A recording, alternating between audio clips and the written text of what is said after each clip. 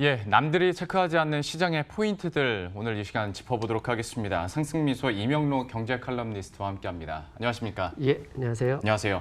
저희가 어떤 금리와 관련해서 채권 금리와 관련해서 미국의 장단기 금리 역전에 대한 이야기는 참 많이 하거든요. 네, 채권 금리와 배당 수익률의 역전에 대한 의미를 한번 분석해 주신다고 들었습니다.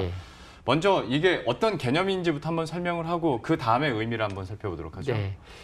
그 증시에 상장되어 있는 종목들은 다 배당을 합니다. 근데 주식 그러면 위험자산, 그다음에 채권 그러면 안전자산으로 분류하는데 네. 당연히 위험자산에서 수익이 최근에 더 낮죠. 그런데 최근에 보면 30년 만기 미국의 채권 금리, 그다음에 반대로 S&P 500 기업에 상장되어 있는 이 종목들의 배당 수익률이 완전히 역전돼 있다라는 얘기입니다. 먼저 화면을 보여드리겠습니다. 예. 지금 현재 이 화면에 나온 S&P 500 기업의 배당 수익률은 현재 약 2% 정도로 알려져 있습니다. 그런데 이게 지금 30년 만기 미국의 채권 금리는 1.96%입니다. 이게 오늘 새벽에는 좀 더 하락했고요. 이게 하루 전 자료니까 10년 만기 미국의 채권 수익률은 1.499%. 즉 30년 동안 빌려주는 돈에 대한 수익이 1.96%로 어떻게 보면 위험자산이라 할 수 있는 주식에서 나오는 배당 수익률보다 작다. 예. 그래서 즉 최근에 장단기 금리 역전 현상 이외로 채권 금리와 배당 수익률도 역전 현상을 보였다. 이렇게 말씀드릴 수 있고요. 그러면 도대체 얼마나 많은 기업들이 이 배당 수익률이 채권 금리를 넘어섰는지 보면 S&P 500 기업 중에 333개 기업이 5년 만기 채권 금리보다 배당 수익률이 높았고, 그다음에 313기업은 10년 만기 채권 금리 1.48%보다 높았고, 그다음에 256개 상장 기업들은 30년 채권 금리보다 훨씬 높았습니다. 예. 그러니까 상황이 이렇게 되니까 굳이 30년 동안 빌려줘서 낮은 이익을 고려할 필요 있을까? 네. 이런 이제 고민이 시작됐다 말씀드릴 수 있죠. 예. 그러니까 사실 경제가 안 좋아지다 보면 안전자산으로 가는 게 자연스러운 행동이고 그런데 다만 여기로 많이 몰리다 보니까 금리는 떨어질 수밖에 없고 가격은 올라가게 되는 건데 아이러니한 점은 위험자산과 어떤 안전자산을 이렇게 구분 지을 때 얘기해 주신 것처럼 우리가 주식이냐 채권이냐를 구분 짓고 아무리 위험자산 쪽에서도 그나마 안전한 게 배당 쪽이라고는 하나 그래도 이렇게 역전된 거에는 분명 우리가 봐야 될 의미들이 있다라는 포인트인 것 같은데 그러면 이거를 좀 어떻게 해석하고 계세요? 그래서 기본적으로 채권 금리와 배당 수익률이 역전된 이유가 있겠죠, 당연히. 그러니까 당연히 채권 금리가 과도하게 많이 하락한 이유가 있겠습니다. 근데 이제 채권 금리의 이런 과도한 하락은 결국은 미국과 중국의 무역 분쟁 때문이라고 보고요. 그다음에 이 미국과 중국의 무역 분쟁으로 인해서 글로벌 그 교역량이 급격하게 감소했고 이로 인해서 경기 침체 가능성이 높아졌죠. 즉 경기 침체 가능성이 높아지니 주식보다는 채권으로, 즉 안전자산으로 피난했던 이런 일들이 벌어졌고 이로 인해서 과도하게 채권 금리가 하락했다. 그래서 상대적으로 배당 수익률이 뭐 오른 것도 있겠지만 상대적으로 더 유리한 고지에 올라선 것이다. 이렇게 말씀드릴 수 있을 겁니다. 그러니까 뭐 여러 가지 상황들이 겹쳤겠죠. 주가가 좀 떨어지면서 배당 수익률은 상대적으로 더 높게 보이는 착시도 있었을 테고 그리고 이제 아무래도 안전자산 쪽으로 많이 가다 보니까 채권 금리가 하락하면서 이렇게 역전의 현상들이 일어나고 있는데 그러면 과거에도 이런 비슷한 현상은 있었을 거 아니에요. 뭐 경제 위기는 뭐 매년 왔었으니까 그때는 좀 어떤 흐름의 시장이 이어졌습니까? 우리가 장단기 금리 역전 현상을 왜 겁을 내냐면 올해 발생했던 장단기 금리 역전 현상 이전에 약 7번이 있었고 그때마다 일정 시간이 지난 다음에 주가 폭락과 경기 침체로 이어졌었습니다. 그게 이제 겁이 났었는데 미국의 30년 만기 채권 금리와 배당 수익률의 역전 현상도 지금까지 이번 포함해서 딱 3번이 있었습니다. 그게 가장 먼저 발생했던 게 지난 2009년 3월 그때 금융위기 이때 어떻게 보면 주식시장이 많이 폭락했었죠. 두 번째가 발생했던 게 2016년 7월. 이때가 뭐냐면 영국의 브렉시트 표결이 국민투표에서 통과됐을 때입니다. 그리고 이 두 번을 지나서 세 번째가 현재 발생된 상황입니다. 그러면 장단기 금리 역전 현상이 겁을 먹는 이유가 과거에 그런 현상이 발생한 이후에 주가 폭락과 경기 침체를 이어졌던 그 기억 때문인데요. 그러면 지난 이 과거에 두 번의 30년 채권 금리와 배당 수익률 역전 현상이 있었던 다음에는 주식시장에 어떤 일이 있었는지 좀 살펴볼 필요가 있겠죠. 살펴본다면 화면에서 보시면 2009년 3월 저 당시에 장단기 이 채권 금리와 배당 수익률 역전 현상이 첫 번째로 있었고요. 예. 네, 두 번째는 2016년 6월에 있었습니다. 근데 저 시기에 당연히 주가가 상당히 흔들렸지만 그 이후에는 엄청난 불마켓이 있었죠. 그러니까 결국은 장단기 금리와 마찬가지로 이 채권 금리와 배당 수익률이 역전 현상에서도 이렇게 주식시장의 큰 폭의 상승이 있었다는 점은 좀 이채롭기도 하지만 기억할 만한 사실이다. 이렇게 말씀드릴 수 있을 것 같습니다. 그러니까 지금 장단기 금리 차가 역전됐을 때 많은 사람들이 이제 침체 얘기를 하면서도 일각에서는 예전과는 그런데 상황이 많이 다르다라는 얘기를 하잖아요. 예. 근데 거기에 대한 어떤 근거 자료가 또 될 수도 있을 것 같습니다. 그렇죠. 모든 게 완벽하게 과거와 동일하게 진행된다고 말씀드릴 수는 없지만 힌트는 좀 될 수 있다. 이런 생각을 해봅니다. 그러게요. 충분히 의미를 둘 수 있는 그런 과거 흐름들이었고 하다 보니 일각에서 나오는 예전과는 다르다라는 어떤 근거를 또 하나 제시해 볼 수 있을 것 같은데 이거를 뭐 전문가님이나 네. 우리만 알고 있는 건 아닐 테고 그렇죠. 미국의 투자은행들도 다 포착을 하고 있는 거 아니겠습니까? 그럼 예, 그쪽에서는 반응이 어떻게 나옵니까? 예, 최근에 2주 전에요. 그래서 골드만삭스도 채권 금리와 배당 수익률의 역전 현상을 보고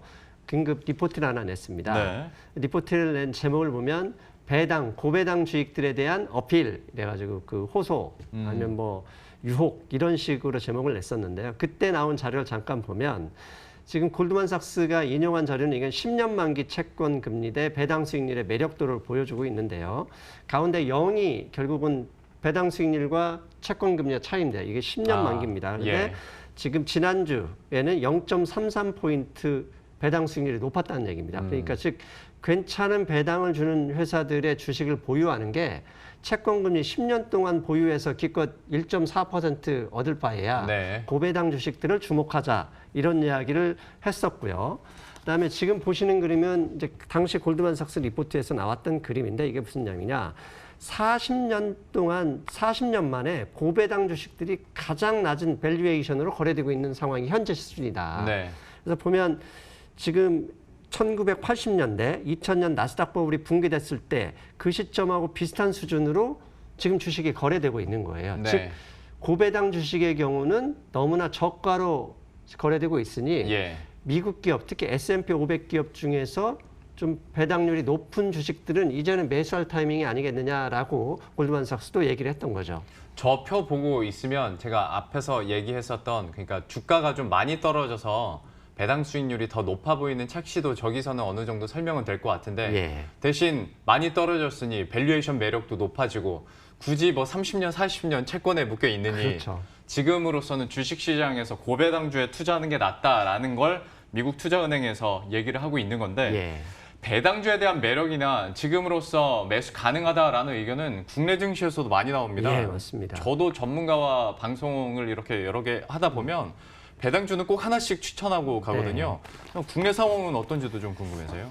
한국의 이 10년 만기 채권 금리와 배당 수익률 차이는 미국보다 훨씬 더 많이 벌어져 있습니다. 지금 KRX 한국거래소의 자료를 가지고 제가 잠깐 그 엑셀 시트를 만들어 왔는데요. 예. 한국의 10년물 금리는 현재 1.3%가 안 되는 상황이고요. 네. 그런데 코스피에 상장되어 있는 주요 배당 기업들의 평균 배당 수익률을 보면 2.2% 정도입니다. 예. 그러니까 아까 지금 조금 전에 보여드렸던 미국의 10년 만기 골드만삭스가 주목했던 게 0.33bp, 그러니까 0.33% 차이였는데 네. 한국은 330bp, 아니 800bp죠. 0.8% 정도 차이가 그러게 나죠. 0.9%포인트 정도 예. 그렇죠. 차이가 그러니까 나네요. 이런 상황이라면 지금 현재 최근에 블룸버그에서도 가치주를 투자하려면 한국 주식시장 보라 이런 기사도 나왔었는데 그만큼 한국 주식시장이 저평가 다 있다. 그렇다면 한국 주식시장에서도 뭐 모든 종목에 다 투자할 필요는 없겠지만 이렇게 배당 성향이 좋은 주식들, 실제로 배당 수익률이 검증된 주식들은 투자할 만한 충분한 기회가 되지 않을까 이렇게 뭐 유추해 볼 수 있습니다. 예. 보니까 우리나라도 뭐 비슷한 현상이 나타났고 오히려 그 갭은 더 컸군요. 네. 하다 보니까 배당주에 대한 매력이 있다라는 점을 그냥 뭐 경기가 힘들고 시장이 뭐 불확실하니까 배당주로 안전하게 갑시다가 아니라 그렇죠. 이런 그래프나 수치를 통해서 충분히 매력이 있다. 네. 참 그러면서도 한편으로 드는 생각이 앞에서 미국 자료 보다가 우리나라 자료 보니까 우리 기업들이 진짜 배당 안 주긴 안 주는 것 같습니다. 예, 배당 수익률이 정말 많이 낮긴 한데 그래도 2.2% 채권 금리보다는 높다라는 부분을 강조해 주셨는데 그러면 이런 역전 현상이 일어나고 있는 가운데 그러면 투자 전략 좀 구체적으로 세워주시죠. 최근에 한국 주식시장 보면 뭐 애국주다, 네. 무슨 주다 해서 테마주로 많이 그렇죠. 돌아다니고 있잖아요. 예. 근데 테마주는 개인 투자자들이 따라가기가 무척 어렵습니다. 그렇다고 그 주식시장에서 매매를 너무 많이 해도 손실을 볼 확률이 높지 않습니까? 예. 원래 가장 가장 좋은 투자 방법 중에 하나가 좋은 주식들을 장기 보유하는 거죠. 근데 최근에 뭐 여러 번 말씀드리지만 PBR이라고 하는 자산 가치 규모, 수익 가치에 볼 때 한국 주식시장이 전 세계에서 가장 바닥에 있는 상황이고 그렇다면 당연히 한국은 또 그렇게 주식시장이 많이 하락했던 이유가 결국은 대외 변수 때문이었죠. 그럼 대외 변수 부분이 조금만 안정이 된다면 충분히 이제는 좋은 주식에 투자할 만하다 이렇게 볼 수 있죠. 그렇다면 그 향후 지금 미국에서는 중요한 변수가 그 9월에 예정되어 있는 게 첫 번째는 지금 일정은 정확하게 공지되지 않았지만 미국과 중국의 협상 소식. 예. 그건 이제 트럼프 대통령이 3천억 달러 부분 관세 중에 1,120억 달러의 관세를 주초에 원래 이제 한국 시간으로 일요일이죠. 발효했으면서도 그러면 중국과의 협상이 취소된 거냐는 기자들이 그건 예정대로 간다 이렇게 말씀드렸어요. 근데 그 부분이 한편으로 보면 9월 17일과 18일에 예정되어 있는 9월 FOMC입니다.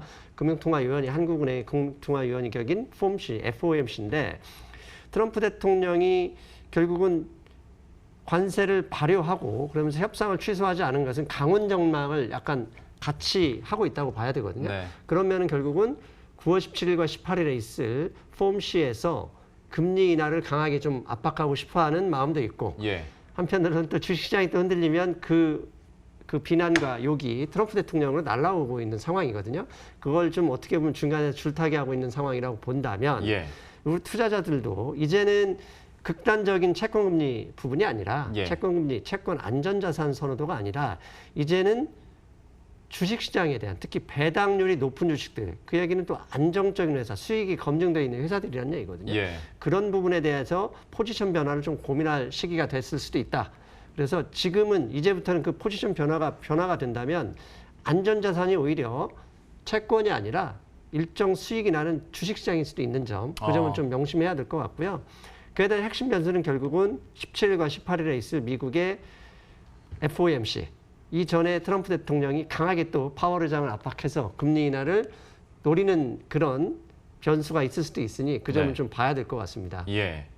이제는 안전자산이라고 하려면 자신 있게 말하려면 금 정도만 얘기하게 될 것 같고 채권 금리는 워낙 이제 가격과 금리가 반비례하다 보니까 수요가 몰리면 금리가 떨어질 수밖에 없고 때문에 오히려 배당주에 대해서 한번 관심을 가져보자 얘기를 했는데 저 문득 궁금한 점이 있어서 한 30초만 네, 하나 더 질문을 드려보자면 만약에 시장이 좀 회복세를 나타내면서 네. 반등을 하고 실적은 만약에 그대로라면 배당에 대한 배당주 매력도가 좀 떨어질 수 있지 않을까라는 생각도 드는데요. 만약에 미중 무역 협상이 좀 잘 된다면. 예. 그런데 이제 사실 지금까지 지난 2년간 한국 주식시장을 이렇게 억누르는 가장 큰 게 결국은 미국과 중국의 변수였고 네. 최근 2달 동안은 한국과 일본의 이 분쟁이었거든요.